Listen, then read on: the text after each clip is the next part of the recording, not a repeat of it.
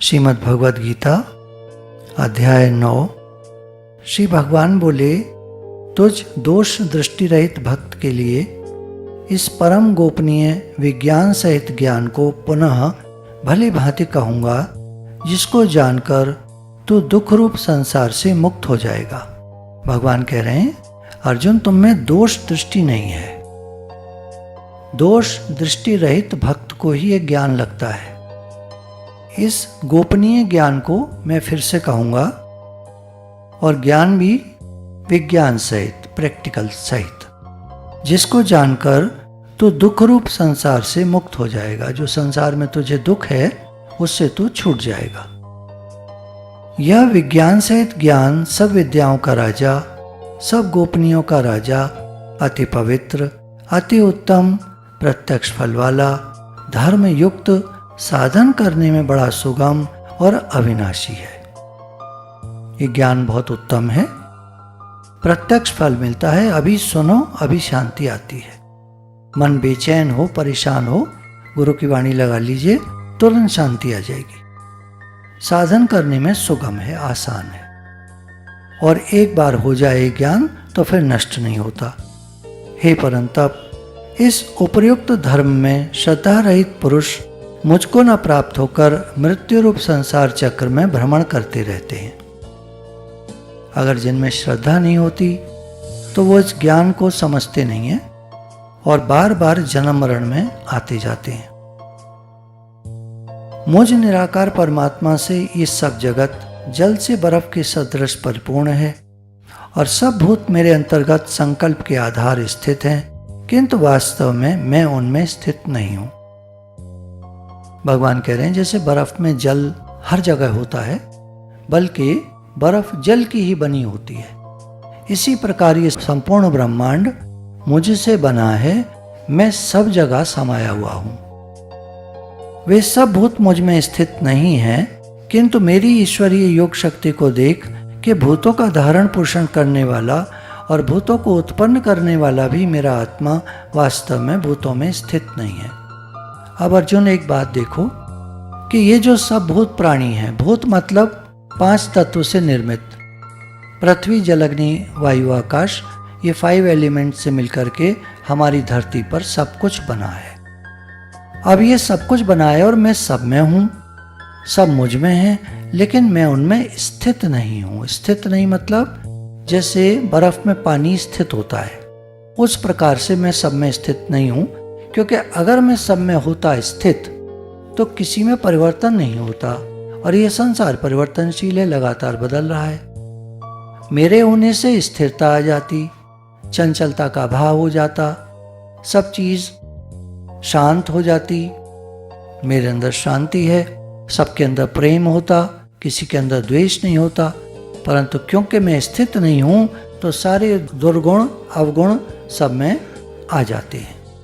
जैसे आकाश से उत्पन्न सर्वत्र विचरने वाला महान वायु सदा आकाश में ही स्थित है, वैसे ही मेरे संकल्प द्वारा उत्पन्न होने से संपूर्ण भूत मुझ में स्थित हैं, ऐसा जान। अब ये सारे भूत प्राणी मुझ में स्थित कैसे हैं? मेरे संकल्प के द्वारा। जब ये जगत नहीं था तो मैंने संकल्प किया, एकोहम बहुश्याम, मैं एक से अनेक हो जाऊं, और मैं हो गया, और ये सारा जगत बन गया। The Lord transplanted into the world, ऐसा बाइबल में बोला है। कुरान में बोला है, कुन हो जा, और ये सारा जगत बन गया। तो सब ग्रंथों में एक ही बात है।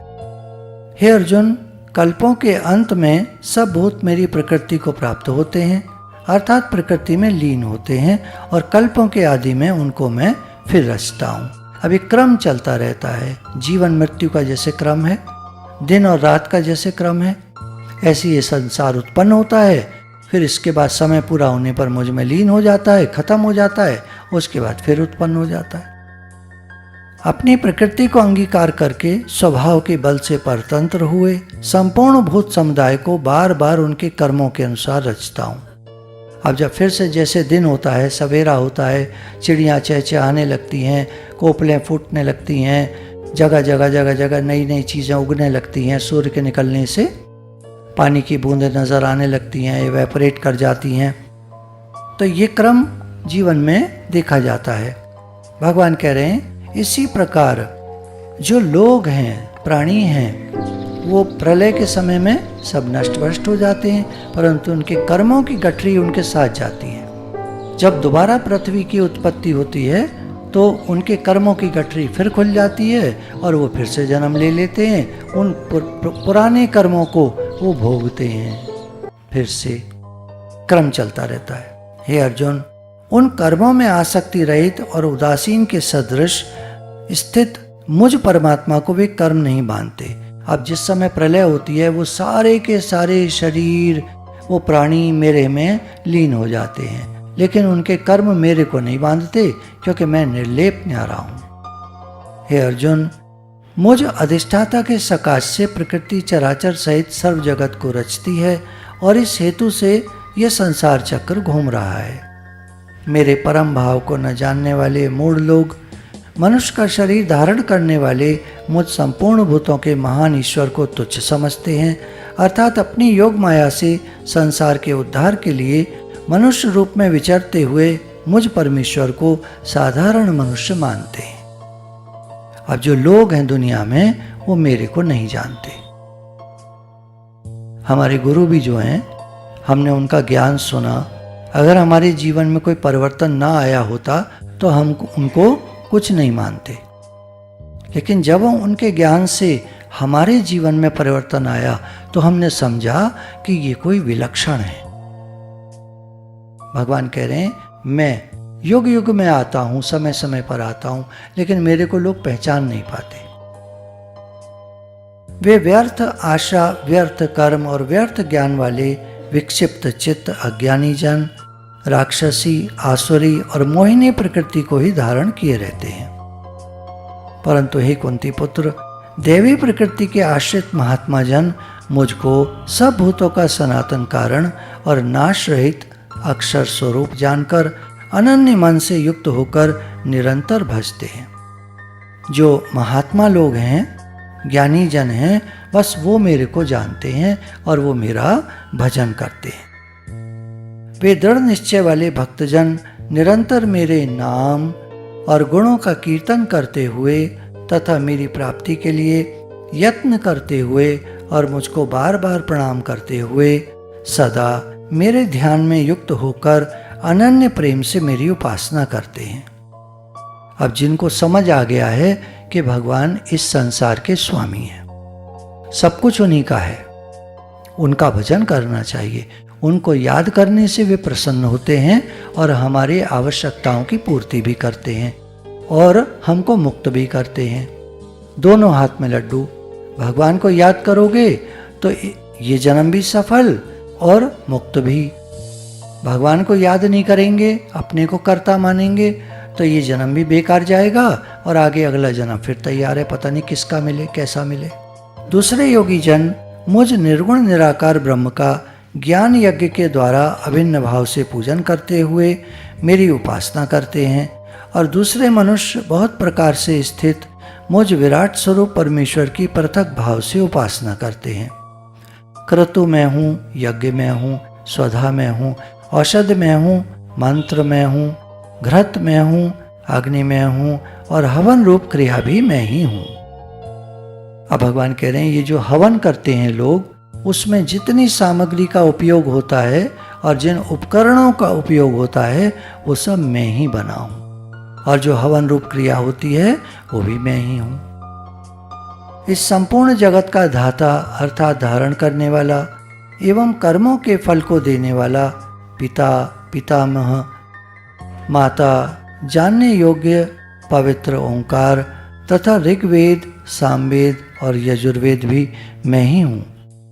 प्राप्त होने योग्य परम धाम, भरण पोषण करने वाला, सबका स्वामी, शुभाशुभ का देखने वाला, सबका वासस्थान, शरण लेने योग्य, प्रत्युपकार न चाहकर हित करने वाला, सबकी उत्पत्ति प्रलय का हेतु, स्थिति का आधार, निदान और अविनाशी कारण भी मैं ही हूँ। यानी सब कुछ मैं हूँ। मैं ही सूर्य रूप से तपता हूँ, वर्षा का आकर्षण करता हूँ और उसे बरसाता हूँ। हे अर्जुन, मैं ही अमृत और मृत्यु हूँ और सत असत भी मैं ही हूँ। सत्य असत्य जो कुछ इस संसार में दिखता है, अमृत और विष सब मैं हूँ। मृत्यु में हूँ, जीवन में हूँ। तीनों वेदों में विधान किए हुए सकाम कर्मों को करने वाले, सोमरस को पीने वाले, पाप रहित पुरुष मुझको यज्ञों के द्वारा पूजकर स्वर्ग की प्राप्ति चाहते हैं।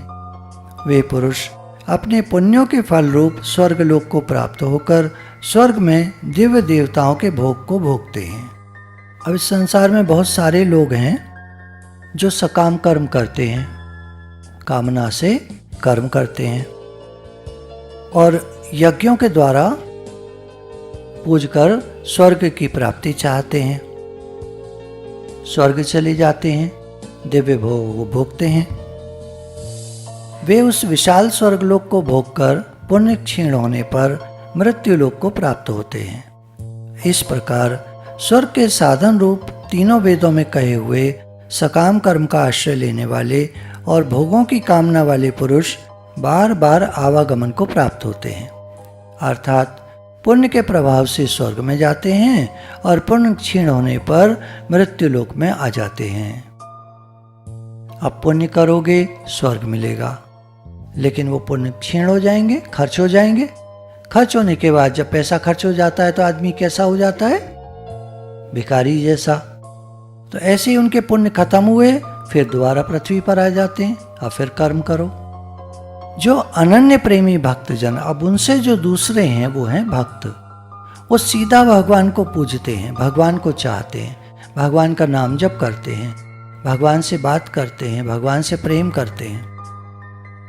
मुझ परमेश्वर को निरंतर चिंतन करते हुए निष्काम भाव से भजते हैं। वो नित्य निरंतर मेरा चिंतन करने वाले पुरुषों का योग क्षेम मैं स्वयं प्राप्त करा देता हूँ। तो अब जो मुझे भजते हैं उनका योग भी मैं ही लगवाता हूँ और संसार का भार भी मैं ही प्राप्त करा देता हूँ। सब काम मैं कर देता हूँ। जैसे नरसिंह भगत के सारे काम भगवान ने करे। जब जब उन पर विपदा आई या अर्थ की कमी हुई, पैसे की कमी हुई, तो भगवान ने उसको पूरा करा। जब जैसी आवश्यकता हुई भगवान उपस्थित हो गए। अब ये तो कोई पुरानी बात नहीं, 500 साल पुरानी बात है।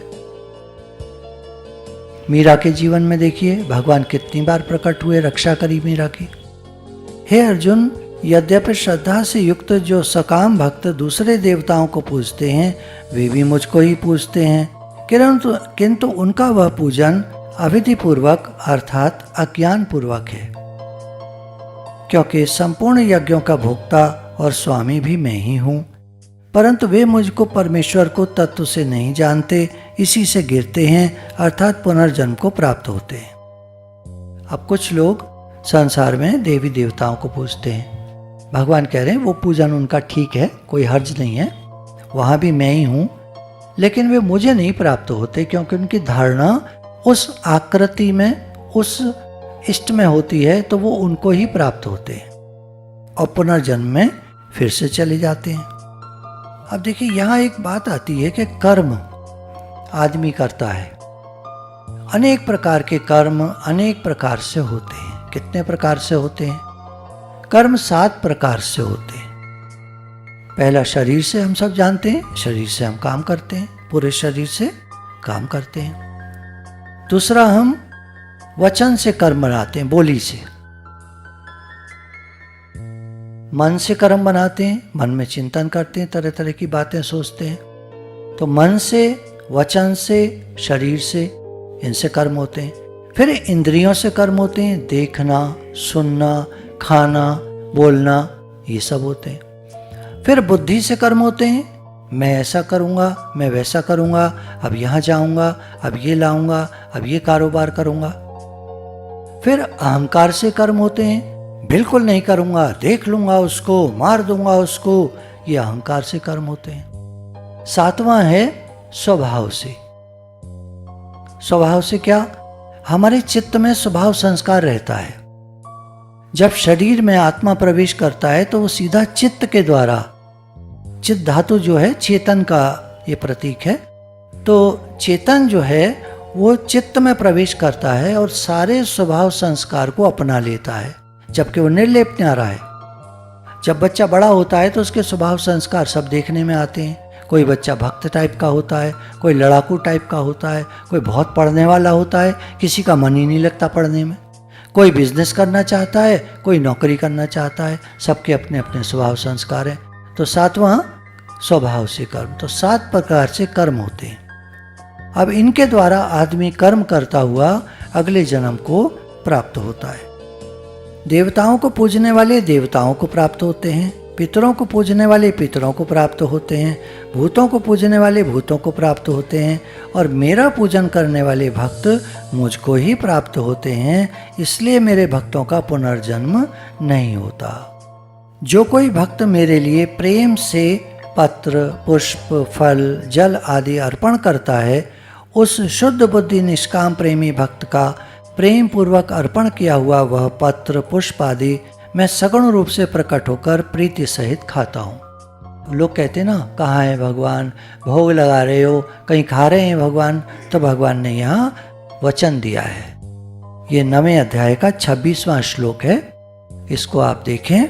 भगवान ने कहा है कि कोई भी भक्त जब मेरे लिए प्रेम से कुछ भी अर्पण करता है, पत्र, पुष्प, फल, जल, कुछ भी अर्पण करता है, और भोजन जो वो खाता है पहले मुझे अर्पण करता है, तो मैं उसको प्रीति सहित प्राप्त करता हूँ, खाता हूँ। हे अर्जुन, तू जो कर्म करता है, जो खाता है, जो हवन करता है, जो दान देता है और जो तप करता है, वह सब मेरे अर्पण कर। भगवान, मेरा चलना आपके लिए, मेरा खाना आपके लिए, मैं जो देता हूँ सबको वो आपके समर्पित है। जो तप करता हूँ आपके लिए करता हूँ, देखता हूँ तो आपको देखता हूँ, घूमता हूँ तो परिक्रमा आपकी करता हूँ, मेरा हर कर्म आपके लिए। इस प्रकार जिसमें समस्त कर्म मुझ भगवान के अर्पण होते हैं, ऐसे संन्यास योग से युक्त चित्त वाला तो शुभाशुभ फल रूप कर्म बंधन से मुक्त हो जाएगा और उनसे मुक्त होकर मुझको ही प्राप्त होगा। मैं सब भूतों में समभाव से व्यापक हूँ, न कोई मेरा अप्रिय है और न प्रिय है, परंतु जो भक्त मुझको प्रेम से भजते हैं वे मुझ में हैं और मैं भी उनमें प्रत्यक्ष प्रकट हूँ। भगवान कह रहे हैं, वैसे तो मैं सर्वत्र हूँ, सब जगह व्यापक हूँ, कोई मेरा प्रिय अप्रिय नहीं है, लेकिन जो भक्त मुझको प्रेम से भजते हैं वे बिल्कुल ऐसे हैं जैसे वो मुझ में है और मैं उनमें हूँ। इतना पास कर दिया भगवान ने अपने गुण से। और जो सारे कर्म मेरे समर्पित कर देते हैं वे मेरे को प्राप्त हो जाते हैं। हमारे कर्म किसे समर्पित होते हैं?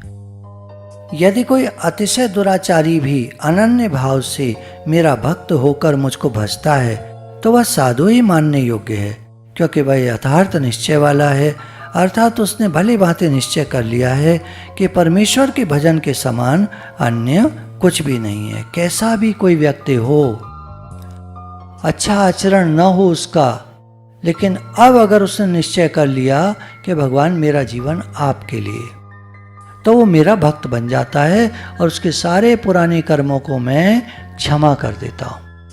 वह शीघ्र ही धर्मात्मा हो जाता है और सदा रहने वाली परम शांति को प्राप्त होता है। हे अर्जुन, तो निश्चय पूर्वक सत्य जान कि मेरा भक्त नष्ट नहीं होता।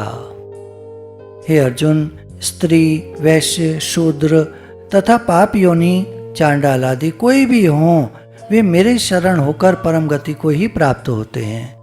भगवान कह रहे हैं, नीच कर्म करने वाले हों, पापी हों, कास्ट के हिसाब से नीची जाति के हों, कोई भी हों, अगर वो मेरे शरण हो जाते हैं तो वे मुझको ही प्राप्त होते हैं। फिर इसमें तो कहना ही क्या है कि जो पुण्यशील ब्राह्मण तथा राजर्षि भक्तजन मेरे शरण होकर परम गति को प्राप्त होते हैं, इसलिए तू सुख रहित और क्षण भंगुर इस मनुष्य शरीर को प्राप्त होकर निरंतर मेरा ही भजन कर।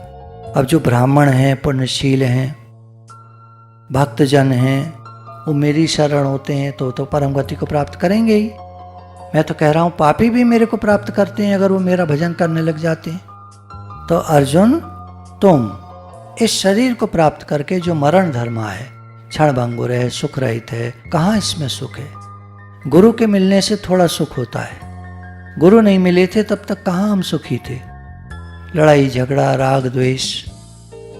तो भगवान कह रहे हैं तुम इस शरीर को पाकर मेरा भजन करो, मुझ में ही मन वाला हो, मेरा भक्त बन, मेरा पूजन करने वाला हो, मुझको प्रणाम कर। इस प्रकार आत्मा को मुझ में नियुक्त करके मेरे परायण होकर तू मुझको ही प्राप्त होगा। अब भगवान वचन दे रहे हैं कि अगर तुम्हारा मन मेरे में लगा रहे, सब समय में मेरा स्मरण करो, मेरा भक्त बनो, मेरा पूजन करो, मतलब मुझे ही पूछो, मेरे से ही प्रेम करो, मेरी पूजा करो, मुझको प्रणाम करो।